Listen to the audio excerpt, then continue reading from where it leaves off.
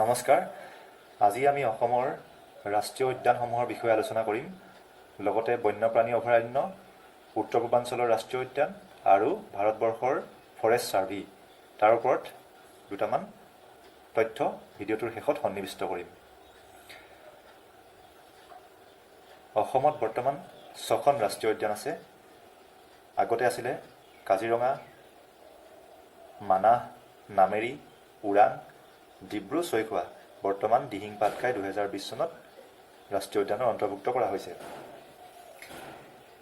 ৰাষ্ট্ৰীয় উদ্যানৰ কথা আমি আলোচনা কৰোঁতে মাটিকালি ক্ৰমানুসাৰে কোনখন ডাঙৰ, কোনখন আটাইতকৈ সৰু সেই বিষয়ে আলোচনা কৰিব লাগে।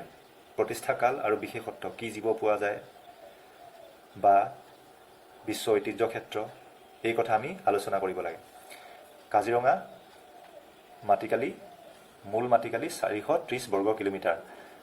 তাৰ লগত দ্বিতীয় সংযোজন, তৃতীয় সংযোজন এনেকৈ কৰি নৱম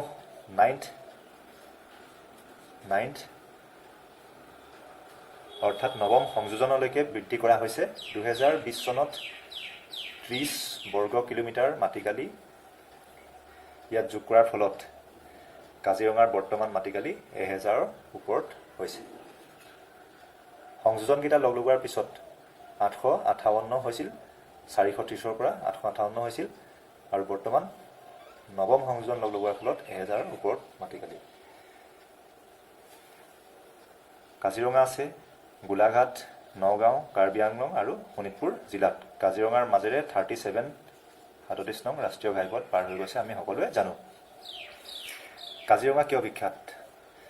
পৃথিৱীৰ এশিঙীয়া গড় 2/3 অৰ্থাৎ প্ৰায় 90% গড় কাজিৰঙাত পোৱা যায়। কাজিৰঙাত হাতী, মহ, হৰিণ, বাঘ আৰু এশিঙীয়া গড় এই 5টা জীৱ একেলগতে পোৱা পৃথিৱীৰ একমাত্ৰ ঠাই কাজিৰঙা। কাজিৰঙা প্ৰতিষ্ঠা হৈছিলে, কাজিৰঙাক ৰাষ্ট্ৰীয় উদ্যান হিচাপে ঘোষণা কৰা হয় 1974 চনত, যেতিয়া লৰ্ড কাৰ্জনৰ পত্নী মেৰী কাৰ্জন গুৱাহাটীলৈ আহিছিলে।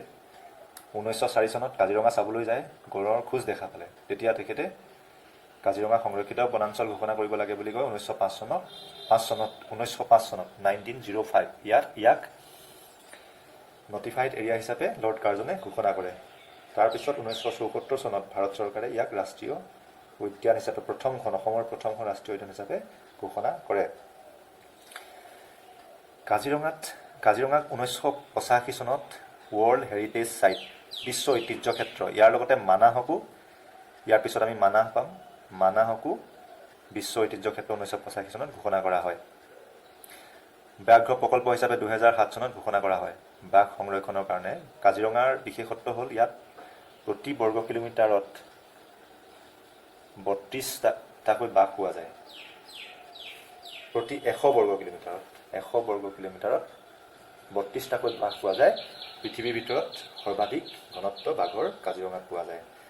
ব্যাঘ্ৰ প্ৰকল্প ঘোষণা কৰাৰ পিছত তাত অন্য জীৱৰ বিচৰণ বা মানুহৰ বসতিৰ কোনো পাৰ্মিশ্যন তাত দিয়া হোৱা নাই। কাজিৰঙাত অৰ্কিড উদ্যান এখন আছে। অৰ্কিড বহুত পোৱা যায় কাজিৰঙাত। অৰ্কিড আৰু 500তকৈ বেছি প্ৰজাতিৰ তাত চৰাই পোৱা যায়। পেলিকান চৰাই কাজিৰঙালৈ পৰিভ্ৰমী চৰাই আহে। কাষেৰে ব্ৰহ্মপুত্ৰ নৈখন, কাজিৰঙাৰ কাষেৰে ব্ৰহ্মপুত্ৰ নৈ পাৰ হৈ গৈছে আৰু যেতিয়া তাত বানপানী হয় তেতিয়া জীৱ জন্তুবিলাক কাৰ্বি পাহাৰলৈ বগাই যায়। বৰ্তমান বানপানীৰ পৰা ৰক্ষা কৰাৰ কাৰণে এনিমেল ছেট বা হাইলেণ্ড, ওখ কিছুমান ঠাই তাত নিৰ্মাণ কৰা হৈছে। এইখিনি আমি এটা আনুষংগিক কথা ইয়াৰ লগতে চালোঁ। বৰ্তমান 2018 চনৰ চেঞ্চাছ মতে কাজিৰঙাত গড় আছে 2413টা গড় আছে। গড় প্ৰতিৰোধী আইন 1953 চনত ভাৰত চৰকাৰে, 1953 চনত অসম চৰকাৰে গড় প্ৰতিৰোধী আইন ৰূপায়ণ কৰে। সেইমতে গড়ৰ চোৰাং চিকাৰীক কৰায়ত্ব কৰি শাস্তি বিহাৰ ব্যৱস্থা আছে। ইয়াৰ পিছত আহিলে মানাহ ৰাষ্ট্ৰীয় উদ্যান। মানাহৰ প্ৰথম মাটিকালি আছিলে 500 বৰ্গ কিলোমিটাৰ আৰু পিছত সংযোজন কৰি 50 বৰ্গ কিলোমিটাৰ হয়। গতিকে প্ৰথম মাটিকালি হিচাপত মানাহ আছিলে, কাজিৰঙা আছিলে 858, কিন্তু কাজিৰঙাত এতিয়া যি সংযোজন কৰা হ'ল 1000 ওপৰত হ'ল, গতিকে কাজিৰঙা প্ৰথম হ'ব আৰু মানাহ দ্বিতীয় হ'ব মাটিকালিৰ হিচাপত। 1990 চনত ইয়াক প্ৰতিষ্ঠা কৰা হয়। ক'ত আছে? কোকৰাঝাৰ, চিৰাং, বাক্সা, ওদালগুৰি, দৰং জিলাত। মানাহ নদীখন ভূটানৰ পৰা ইষ্টাৰ্ণ হিমালয়ান ৰিভাৰ, পূব হিমালয়ৰ পৰা বৈ আহিছে মানাহ নদীখন। সেই নদীৰ কাষৰ অঞ্চলটোৱেই এটা জৈৱ বৈচিত্ৰ্য অঞ্চল, তাতেই মানাহ ৰাষ্ট্ৰীয় উদ্যানখন আছে। মানাহক জৈৱ বৈচিত্ৰ্য ক্ষেত্ৰ হিচাপে 1969 চনত ঘোষণা কৰা হয়। টাইগাৰ ৰিজাৰ্ভ হিচাপে প্ৰথম ইয়াক বা ব্যাঘ্ৰ সংৰক্ষণ প্ৰকল্প হিচাপে 1973 চনত প্ৰথম ইয়াক স্বীকৃতি দিয়া হৈছিলে। 1985 চনত বিশ্ব ঐতিহ্য ক্ষেত্ৰ, তাৰপিছত 1990 চনৰ ৰাষ্ট্ৰীয় উদ্যান হিচাপে ঘোষণা কৰা হয়। অৰ্থাৎ ৰাষ্ট্ৰীয় উদ্যান ঘোষণা কৰাৰ আগত বিশ্ব ঐতিহ্য ক্ষেত্ৰ, তাৰ আগত ব্যাঘ্ৰ প্ৰকল্প, আৰু তাৰ ব্যাঘ্ৰ প্ৰকল্পৰ পাছত জৈৱ বৈচিত্ৰ্য। ইয়াতে মানাহৰ পৰা ভূটানৰ সীমাত, মানাহৰ পৰা আগলৈ ভূটানৰ সীমাত ৰায়মনা নেশ্যনেল পাৰ্ক বুলি এখন প্ৰস্তাৱিত ভাৰত চৰকাৰে প্ৰস্তাৱ কৰিছে। যদি সেইখন হয় তেতিয়া 7 নম্বৰ হ'ব। কিন্তু তাতে ৰিপু ৰিজাৰ্ভ ফৰেষ্ট বুলি এডোখৰ আছে, সেইডোখৰ মিলাই নেশ্যনেল পাৰ্ক, মানাহৰে অন্তৰ্গত হয়, নেশ্যনেল পাৰ্ক বনাবলৈ তাত যত্ন কৰা হৈছে। সেইটো হয় নহয় সেইটো সময়ে ক'ব, কিন্তু এতিয়ালৈকে হোৱা নাই। আৰু মানাহৰ সিটো পাৰে ভূটানত ৰয়েল মানস নেশ্যনেল পাৰ্ক আছে, ভূটানৰ অতি প্ৰাচীন ৰাষ্ট্ৰীয় উদ্যান, তাৰ মাটিকালি 1000 অধিক, আৰু এইটো সেইকাৰণে এটা জৈৱ বৈচিত্ৰ্য অঞ্চল, কেইবাখনো ৰাষ্ট্ৰীয় উদ্যান মিলাই জৈৱ বৈচিত্ৰ্য অঞ্চল হয় ইষ্টাৰ্ণ হিমালয়া ৰিজনত। ইয়াৰ পিছত আহিলে নামেৰি ৰাষ্ট্ৰীয় উদ্যান। নামেৰিৰ মাটিকালি হিচাপত প্ৰথম কাজিৰঙা, দ্বিতীয় মানাহ, তৃতীয় ডিব্ৰু-চৈখোৱা 340 বৰ্গ কিলোমিটাৰ, চতুৰ্থ বৰ্তমানৰ দিহিং পাটকাই হ'ব, পঞ্চম হ'ব ফিফ্থ নামেৰি, ছিক্সথ ওৰাং। এই ওৰাং ইজ দ্য স্মলেষ্ট, অৰ্থাৎ সকলোতকৈ সৰু। নামেৰিৰ মাটিকালি হ'ল 200। নামেৰি প্ৰতিষ্ঠা হয় 1900, অৰ্থাৎ বন্যপ্ৰাণী অভয়াৰণ্য 1969 চনত ঘোষণা কৰা হয়। 1998 চনত ইয়াক ৰাষ্ট্ৰীয় উদ্যানৰ স্বীকৃতি দিয়া হয়। শোণিতপুৰ জিলাত আছে। ই প্ৰজেক্ট টাইগাৰৰ অন্তৰ্গত। 2000 চনত প্ৰজেক্ট টাইগাৰৰ অন্তৰ্গত। জীয়াভৰলী নদীখন ইয়াৰ কাষেদি বৈ গৈছে, দক্ষিণে বৈ গৈছে জীয়াভৰলী। ওৰাং প্ৰতিষ্ঠা হয় ওৰাঙক ৰাষ্ট্ৰীয় উদ্যানৰ স্বীকৃতি দিয়া হয় 1999 চনত। দৰং, ওদালগুৰি, শোণিতপুৰ জিলাত আছে। অৰ্থাৎ শোণিতপুৰত নামেৰি আৰু ওৰাং আছে। আৰু প্ৰতিষ্ঠাকালটো আমি জানো, প্ৰথম আছিলে 1974 কাজিৰঙা, 1990 মানাহ, নামেৰি 98, ওৰাং 99, ডিব্ৰু-চৈখোৱা 99, দুখন 99ত, আৰু 2020 চনত দিহিং পাটকাই। ইম্পৰ্টেণ্ট কথাটো হ'ল ওৰাঙত গড়ৰ বসতি অধিক, সেইকাৰণে মিনিয়েচাৰ কাজিৰঙা বুলি কোৱা হয়, ক্ষুদ্ৰ সংস্কৰণ বুলি কোৱা হয় কাজিৰঙাৰ। মিনিয়েচাৰ কাজিৰঙা ওৰাঙক। ৰাজীৱ গান্ধী ওৰাং বুলিও কোৱা হয় ইয়াক। ৰাজীৱ গান্ধী ওৰাং ৰাষ্ট্ৰীয় উদ্যান বুলিও ইয়াক কোৱা হয়। ডিব্ৰু-চৈখোৱা ডিব্ৰুগড়, তিনিচুকীয়া জিলাত আছে। 1999 চনত হয়, তৃতীয় মাটিকালি হিচাপত তৃতীয়। দেওহাঁহ, অসমৰ ৰাষ্ট্ৰীয় পক্ষী দেওহাঁহ ইয়াত পোৱা যায়। বনৰীয়া ঘোঁৰা ইয়াত পোৱা যায়। কোৱা হয় ব্ৰিটিছৰ কলনী আছিলে। 1950 চনত যেতিয়া ভূমিকম্প আহিছিলে, ঘোঁৰাবিলাক ইয়াত এৰি থৈ তেওঁলোক গ'ল। ফলত প্ৰায় 500 মান ঘোঁৰা এতিয়া তাত পোৱা যায়, বনৰীয়া ঘোঁৰা। এইটো হ'ল বায়'স্ফিয়াৰ ৰিজাৰ্ভ। 1995 চনত জৈৱ বৈচিত্ৰ্য অঞ্চল বুলি ঘোষণা কৰা হয়, কাৰণ ইয়াৰ কাষতেই দিহিং পাটকাই বৰ্ষাৰণ্য আছে। এতিয়া আমি দিহিং পাটকাইৰ কথা চাওঁতে বৰ্ষাৰণ্য কি আলোচনা কৰিম। দিহিং পাটকাই মাটিকালি 231 বৰ্গ কিলোমিটাৰ। 2020 চনত ইয়াক স্থাপিত কৰা হয়। ইয়াক জয়পুৰ বুলিও কোৱা হয়, জয়পুৰ বৰ্ষাৰণ্য বুলিও কোৱা হয়। ডিব্ৰুগড়, তিনিচুকীয়া জিলাত আছে। বৰ্ষাৰণ্যৰ কাৰণে ইয়াক পূবৰ আমাজন বুলিও আখ্যা দিয়া হয়। বৰ্ষাৰণ্য কি? চিৰসেউজ অৰণ্য, অৰ্থাৎ গছৰ পাত গোটেই বছৰ নসৰে। এয়া আছে কেৰেলাৰ পশ্চিম ঘাট অঞ্চলত আছে, য'ত বৰষুণৰ পৰিমাণ অধিক হয়। পশ্চিম ঘাটৰ পশ্চিম প্ৰান্তত আছে, যাক হিন্দীত কোৱা হয় সদাবাহাৰ বন, ইংলিছত ৰেইন ফৰেষ্ট, আৰু এভাৰগ্ৰীণ ট্ৰি, আৰু অসমীয়াত চিৰসেউজ অৰণ্য।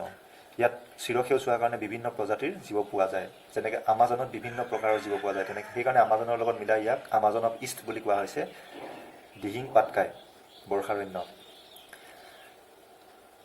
এতিয়া এই দিহিং পাটকাইৰ কাষতে আৰু চৈখোৱাৰ কাষতেই এটা দুৰ্ঘটনা হৈছিলে।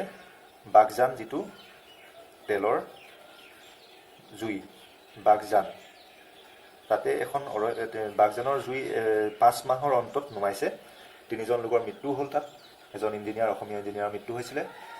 সেই তেল যি নিৰ্গত হৈছিলে তাৰ পৰা, সেই নিৰ্গত তেল মতাপুং বুলি এখন বিল আছে, মাগুৰী মতাপুং, তাত তেল নিৰ্গত হোৱাৰ ফলত বিলখন প্ৰদূষিত হ'ল বুলি কোৱা হয়। কিন্তু দেখা গৈছে প্ৰায় 100 বছৰৰ পিছত মেণ্ডাৰিন ডাক বুলি এবিধ প্ৰজাতিৰ জীৱ তাত দেখা পোৱা গৈছে, মেণ্ডাৰিন ডাক। গতিকে জৈৱ অনুকূল যিটো পৰিস্থিতি সেইটো হেৰাই যোৱা নাই বুলি ভবা হৈছে তাত। লগতে এটা উল্লেখযোগ্য কথা, দিহিং পাটকাই কয়লা খননৰ কাৰণে দিহিং পাটকাই কাষতে যি জয়পুৰ কয়লা ক্ষেত্ৰ আছে তাত চৰকাৰে অনুমতি প্ৰদান কৰাৰ ফলত প্ৰকৃতিবিদসকলে সমালোচনা কৰাও দেখা গৈছে। গতিকে আমি ৰাষ্ট্ৰীয় উদ্যানখনৰ কথা ভালদৰে আলোচনা কৰিলোঁ, ইয়াত কিছু তথ্য সন্নিৱিষ্ট কৰিবলৈ যত্ন কৰিলোঁ। ইয়াৰ লগত সংগতি ৰাখি বন্যপ্ৰাণী অভয়াৰণ্যকেইখন যদি আমি চাওঁ, বন্যপ্ৰাণী অভয়াৰণ্য পবিতৰাৰ কথা কিয় কোৱা হৈছে? পবিতৰাত গড়ৰ ঘনত্ব কাজিৰঙাতকৈও বেছি, আৰু গড়ৰ সংখ্যা কাজিৰঙাত বেছি, কিন্তু পবিতৰাত গড়ৰ ঘনত্ব বেছি, অৰ্থাৎ প্ৰতি বৰ্গ কিলোমিটাৰত কিমান গড় থাকে সেইটো হিচাপত পবিতৰা বেছি। ইয়াৰ পিছত গৰম পানী কাৰ্বি আংলঙত আছে। গৰম পানী কিয় বিখ্যাত? ইয়াত গৰম পানীৰ এটা পোৱা যায়। দীপৰ বিল অতি উল্লেখযোগ্য ঠাই, বাৰ্ড চেংচুৱাৰী বুলি ইয়াক কোৱা হয়। 4.14 কিলোমিটাৰ, কামৰূপ মহানগৰৰ পৰা প্ৰায় 18 কিলোমিটাৰ নিলগত আছে। এইটো অসমৰ আটাইতকৈ ডাঙৰ বিল। ইয়াত এইখন প্ৰথম বাৰ্ড চেংচুৱাৰী আৰু ৰামচাৰ ছাইট বুলি ঘোষণা কৰা হয়। ইৰাণত হোৱা যিটো ৱেটলেণ্ড সংৰক্ষণৰ বা জলাভূমি সংৰক্ষণৰ যিটো পৃথিৱীৰ সংগঠন বহে 1971 চনত, ইয়াক ৰামচাৰ ছাইট বুলি ঘোষণা কৰা হয়। ৰামচাৰ ছাইট অসমৰ একমাত্ৰ দীপৰ বিল। দীপৰ বিলত বৰ্তমান বিভিন্ন আৱৰ্জনা। হুলুংপাৰ গিবন যোৰহাটত আছে। হুলুং গছ থকাৰ কাৰণে হুলুংপাৰ বুলিও কোৱা হয়। আৰু গিবন বা হলৌ বান্দৰ এছিয়াৰ খুব কম সংখ্যক জেগাত পোৱা যায়, তাৰে যোৰহাটত পোৱা যায়। মৰিয়নিৰ ওচৰত আছে, সেইকাৰণে বিখ্যাত। বৰদৈয়াম বিলমুখ লখিমপুৰত আছে, পক্ষী উদ্যান হয়।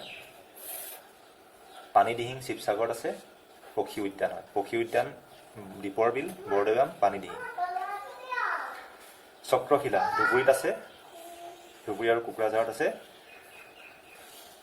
গল্ডেন লাংগুৰ অৰ্থাৎ সোণালী বান্দৰৰ কাৰণে চক্ৰশিলা বিখ্যাত। ইয়াত যিকেইটা কথা কোৱা হৈছে সেইকেইটা কথা পৰীক্ষাত প্ৰায় আহি থাকে। এতিয়া আহিলে উত্তৰ পূৰ্বাঞ্চলৰ যি ৰাষ্ট্ৰীয় উদ্যান নামদফাৰ মাটিকালি 1985 বৰ্গ কিলোমিটাৰ। ই উত্তৰ পূৰ্বাঞ্চলৰ আটাইতকৈ ডাঙৰ ৰাষ্ট্ৰীয় উদ্যান।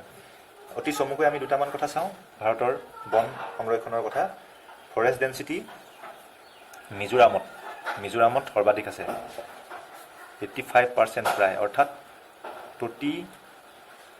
অৰ্থাৎ যিটো জিঅ'গ্ৰাফিকেল এৰিয়া তাৰ হিচাপত কিমান বনাঞ্চল আছে, অৰ্থাৎ মিজোৰামত বনাঞ্চল বহুত আছে বুলি আমি ক'ব পাৰোঁ, প্ৰায় 100% ওচৰত। ইয়াৰ পিছত অৰুণাচলত প্ৰায় অৰুণাচল দ্বিতীয়ত আছে। ইয়াৰ পিছত আহিলে ভাৰতৰ আটাইতকৈ ডাঙৰ ৰাষ্ট্ৰীয় উদ্যানখনৰ নাম কি? হেমিছ নেশ্যনেল পাৰ্ক, 4400 বৰ্গ কিলোমিটাৰ, লাডাখত আছে। লাডাখ।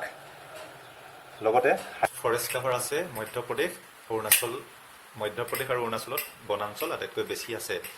এই ভিডিঅ'টিত আমি ৰাষ্ট্ৰীয় উদ্যান, বন্যপ্ৰাণী অভয়াৰণ্য, সংৰক্ষিত বনাঞ্চলৰ বিষয়ে আলোচনা কৰিলোঁ। আশা কৰোঁ ভিডিঅ'টিৰ পৰা আপোনালোকে বহু কথা শিকিলে। গতিকে ভিডিঅ'টি যদি ভাল পালে চেনেলটো ছাবস্ক্ৰাইব কৰিবলৈ নাপাহৰিব। ধন্যবাদ।